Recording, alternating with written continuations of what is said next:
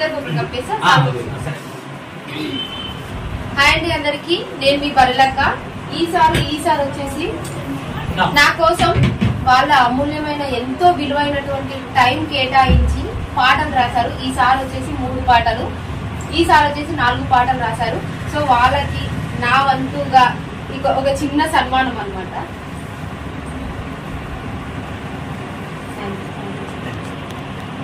మేము కంపల్సరీ బర్రెలకు సపోర్ట్ చేస్తాము, మేము సపోర్ట్ చేయమని కూడా చెప్తాము. విసిల్ గుర్తుకు పోటేయాలి. సార్ హైదరాబాద్ నుంచి 3 పాటలు ఒక డెక్ అనేది తీసుకొని వచ్చిండు. నిజంగా నాకు చాలా హ్యాపీగా ఉంది. ఈ అన్న వచ్చేసి అమ్మ ఇది నీ ఇల్లు అని చెప్పగానే నాకు చాలా సంతోషం అనిపించింది.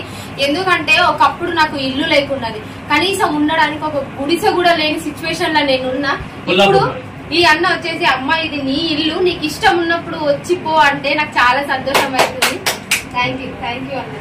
ఈ సందర్భంగా ప్రముఖ తెలంగాణ రచయిత, తెలంగాణ ప్రజాకవిగా అనేక సందర్భాలలో అనేక వ్యక్తులపై, సంస్థలపై, రైతన్నలపై కూడా రాయడం జరిగింది. బర్రెలక్క యూట్యూబ్ ఒక చిన్న వీడియో గతంలో కొన్ని లక్షల వ్యూవర్స్ చూశారు, అది మర్చిపోయారు. అయినా సరే ఇప్పుడు జనరల్ సందర్భంగా కొల్లాపూర్ నుంచి ఒక ఉన్నత విద్యావంతురాలు అసెంబ్లీకి పోటీ చేస్తున్నందుకు ఈ రెడ్ల రాజ్యం పోవాలని, ఆ దొరల పాలన ఇక్కడ కొల్లాపూర్లో పోవాలని, అంతం చేయాలని, ఆ పాలనని బంగాళాఖాతంలో విసిరేయాలని, బహుజనుల అధికారం రావాలని కోరుతున్నది. ఈ సందర్భంగా ప్రముఖ తెలంగాణ రచయిత జాచేపల్లి దేవేంద్ర గుప్తా వీరికి మైక్ సెట్ అలాగే ఒక 2 పాటలు మేము అంకితం చేస్తున్నాం. సంతోషం. Thank you.